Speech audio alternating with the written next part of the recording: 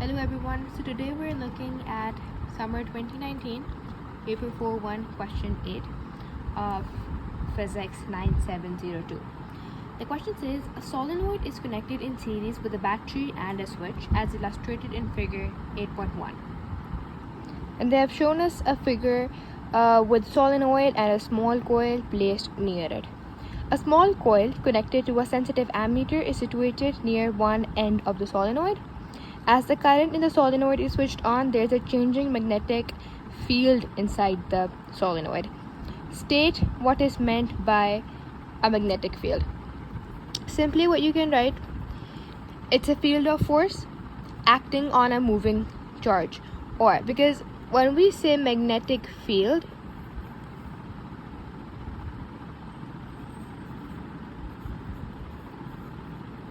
field essentially means a region of space. So it's a region. Either we can say it is a field of force. In simple terms, we can say it is a field of force. Now, where is that force acting on? It is a field of force acting on a moving charge. Acting on a moving charge. And then the second part says, on figure 8.1, draw an arrow on the axis of the solenoid to show the direction of the magnetic field inside the solenoid. Label this arrow P. Now, when it comes to drawing arrows on a solenoid or on a current carrying conductor, what you're going to do is you're going to use the right hand grip rule. Now, how does the right hand grip rule work?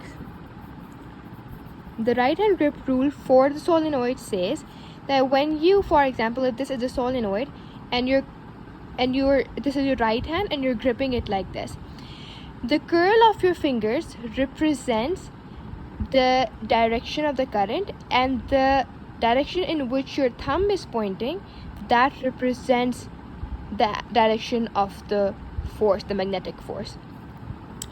So the curl of my fingers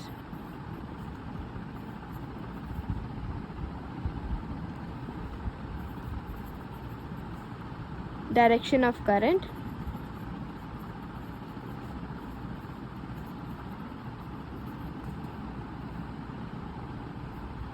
and thumb direction force.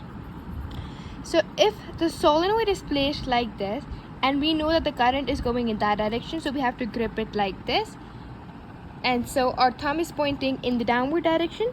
So if this is my solenoid and I know that my current is going in this direction, so my force according to right hand grip rule shows that the arrow has to be like this. So this is how you have to form the arrow. Having done that, we're going to move on toward the B part. As the current in the solenoid is switched on, there is a current induced in the small coil. This induced current gives rise to a magnetic field in the small coil. State Lenz's law. Now, the whole story that they have described above, the first part of the B part, is simply Faraday's law that states that the induced EMF is directly proportional to the rate of change of magnetic flux linkage. So as the magnetic flux linkage in the solenoid that changes, that causes the changing magnetic flux, and then that induces an EMF in the small coil. That's what they're saying. Now, how are we going to link it to the Lenz's law? So if the current is going in this direction, I know for sure that if, for example, let's assume that this is my solenoid. If this is the current direction going, the force direction, then I know that it's north. This is north and this is south. Because the force always travels from north to south. So I know that whatever we place here has to have a force that is repelling this. This is what Lenz's law basically is. So Lenz's law is the direction of the induced EMF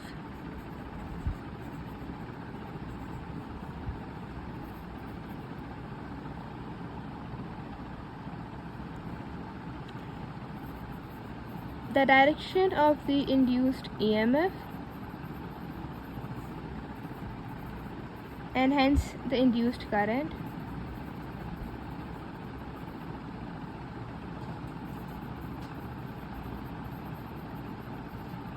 is such that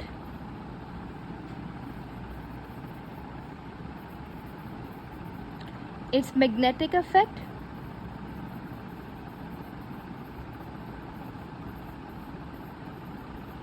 opposes the change in magnetic flux. Opposes the change in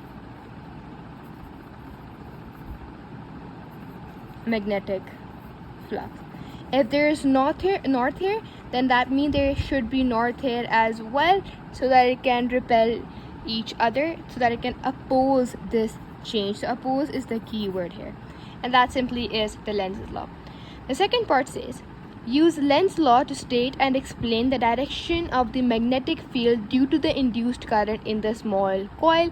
Mark this direction with an arrow inside the small coil. Okay. So what we know is that for the solenoid, the direction of the force was in this direction. Then what we know for sure, but according to Lenz's law, that it has to be in the small coil, it has to be in the opposite direction. Again, if you take an example, if this is north and this is south, and the force is in this direction, then this has to be north and this has to be south, and so the force has to be in the upward direction. So we can write that the direction of the force, the direction of the current, the direction of the magnetic field hence is in the upward direction. Why? Because the magnetic field in the solenoid, as you can see, that the current is increasing, and so the magnetic field in solenoid keeps on increasing. The magnetic field in solenoid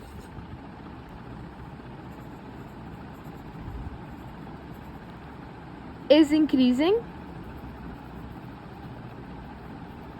and so the magnetic field in the small coil is increasing in the opposite direction. So I know if the magnetic field in the solenoid increases, the magnetic field in the small coil increases in the opposite direction. So the magnetic field in small coil is increasing in opposite direction. You get 2 marks for this and 1 mark for the showing the direction correctly. And this is it for the second part. The C part says, the small coil has an area of cross section 7 into 10 raised to the power minus 4 meters square and contains 75 turns of wire. A constant current in the solenoid produces a uniform magnetic flux of flux density 1.4 mt throughout the small coil. The direction of the current in the solenoid is reversed in a time of 0.12 seconds. Calculate the average EMF induced in the small coil. So we know this, the B part, all of it is revolved around the Faraday's law and the Lenz's law. So the best way to represent the Faraday law in a term of equation is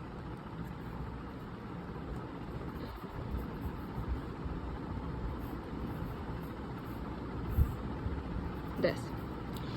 This is the EMF. The induced EMF is directly proportional to the rate of change of magnetic flux linkage. This is the number of turns of the wire, and this is my magnetic flux, which is B A cos theta. You can ignore cos theta because it has to give us the maximum value of 1. So I have to find the EMF. I have the number of turns of wire, that is 75. And negative sign is just to show us the direction that has to oppose it. 75 turns, and then I have the magnetic flux density, which is 1.4 into 10 raised to the power minus 3 into area, which is 7 into 10 raised to the power minus 4. Now I need to multiply this with 2. Why? Because it says the direction of the current in the solenoid is reversed in a time of 0. But that means it goes here and then so it's reversed. It goes in this direction and then it comes back in this direction. You can think of it like this. So it is reversed. So it's going 2 times divided by the time, which is 0.12. And now when you plug all of this in the calculator, you'll get a value of 1.2 into 10 raised to the power minus 3 as your answer. And this is it for question 8.